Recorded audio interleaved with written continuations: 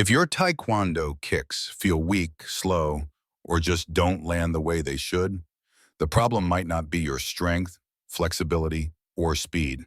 It's probably something far smaller. In this video, we're exposing 6 small technical mistakes that ruin good kicks, often without you even noticing. These aren't beginner errors either. They're subtle, silent problems that stick around even at advanced levels.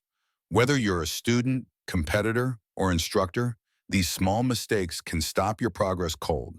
And once you see them clearly, you'll never look at your kicks the same way again. Let's break them down, one by one about. The first mistake is rushing the chamber, the phase where the knee lifts before the actual kick. Many practitioners focus so much on the strike that they speed through this step, treating the chamber as a quick pass-through instead of a critical moment of control. But the chamber is where timing, balance, and accuracy are built. If your chamber is too fast, too low, or inconsistent, the rest of the kick suffers. You lose control, you telegraph your movement, and your kick becomes easier to block or counter. A proper chamber gives you options. It keeps your opponent guessing. It's the foundation of clean, effective technique. And rushing it is like cutting corners in construction. The structure collapses. Leaning back too far. The second mistake is overleaning during the kick, especially in high or head-level techniques. A slight lean can help with reach or counterbalance. But when it becomes excessive, it destroys your alignment. You lose stability, reduce your power output, and make recovery slower. The core principle in Taekwondo kicking is control balance. When you lean too far back, your center of gravity shifts away from your supporting leg. That means less power and less control, even if the kick looks flashy. Overleaning also creates bad habits.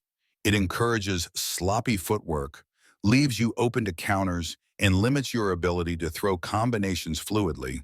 A powerful kick doesn't need a dramatic lean. It needs structure, alignment, and posture that supports speed and strength without compromise. So neglecting recoil.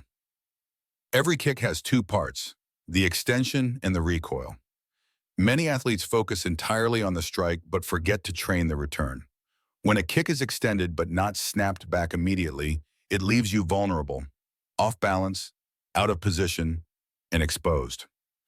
It also wastes time and energy, especially in fast-paced sparring where recovery speed matters.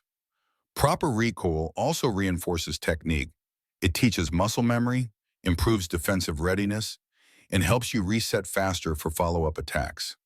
Neglecting the recoil phase often leads to lazy returns, limp follow-through, or awkward resets. But when you train the recoil with intention, your kicks become sharper, safer, and more adaptable in real combat situations. Poor foot position. Another small mistake with a big impact is incorrect foot alignment. Each type of kick has a specific contact point. For example, the instep in a roundhouse kick, the heel in a side or back kick, or the sole and push techniques. When your foot isn't properly angled, even a well-timed kick lands inefficiently or fails to deliver power. Misaligned feet can cause several issues. The strike glances off instead of hitting solidly. You stress joints like the ankle or knee. You reduce the effective surface area of the kick. Foot position should be intentional, not accidental. Training with mirrors, slow-motion drills, or target feedback can help correct this. The goal is to ensure that every kick lands clean, safe, and with the maximum possible force. Line 5, static or locked hips. The hips are the engine behind every kick in Taekwondo. When the hips are stiff, immobile, or disengaged, the kick loses speed, flow, and rotational power. Some athletes keep their hips too square or locked in place, especially when trying to stay upright or balanced. But that tightness limits their range and makes kicks feel stiff and unnatural. The solution is dynamic hip engagement. Rotating the hips properly adds torque, extends your reach, and improves the kick's trajectory. Whether it's a turning kick, a spinning technique, or even a simple front kick, hip mobility and coordination make the difference between a basic movement and an explosive technique.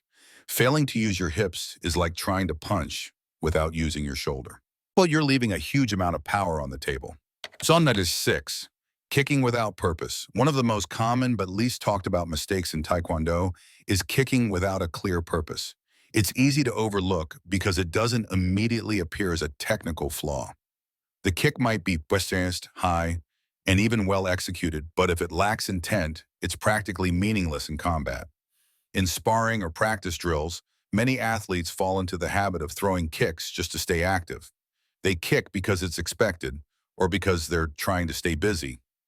Over time, this turns into a kind of autopilot mode where kicks are fired without thought, timing, or a strategy. The body moves, but the mind is disconnected. But Taekwondo isn't just about movement. It's about purposeful action. Every kick should serve a specific role. It might be to score a point, push the opponent back, disrupt their rhythm, create an opening for a follow-up, force a reaction to read their next move. When a kick doesn't do any of these things, it becomes wasted motion. It may look sharp, but it contributes nothing to your control of the fight. Worse, it can leave you exposed. Unnecessary kicks use energy, expose your position, and give opponents opportunities to counter or capitalize on your recovery. Purposeful kicking, on the other hand, transforms your sparring. It brings structure and strategy to your movements. You start to think one or two steps ahead, using kicks not just as attacks, but as tools to influence your opponent's behavior. For example, a well-placed low kick might not score, but it could draw the guard down for a later head kick. A quick push kick might not damage, but it could force your opponent off balance, setting up a spinning technique. This kind of tactical thinking is what separates a reactive fighter from a smart one. Training with intent also sharpens your mental discipline.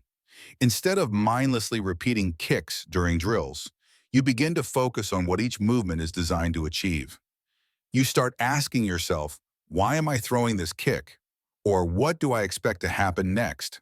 That mindset builds better habits, faster improvements, and more intelligent fighting. In short, kicking with purpose means treating each technique as a meaningful decision, not just motion. Whether you're fighting in a tournament or sparring in the gym, purposeful kicks are the ones that change the outcome of a match. So if you're serious about growth in Taekwondo, stop counting how many kicks you throw and start asking why you're throwing them in the first place. These 6 mistakes, though small on the surface, are often the invisible barriers holding back progress in Taekwondo.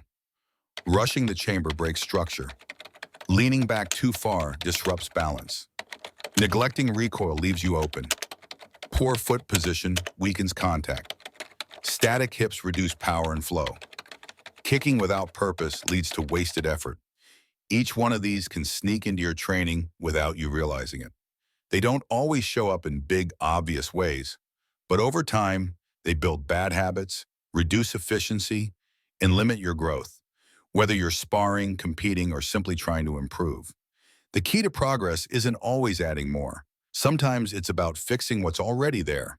So take a step back, analyze your kicks, slow them down, look closely, because fixing these 6 small mistakes may be the biggest breakthrough you make in your Taekwondo journey.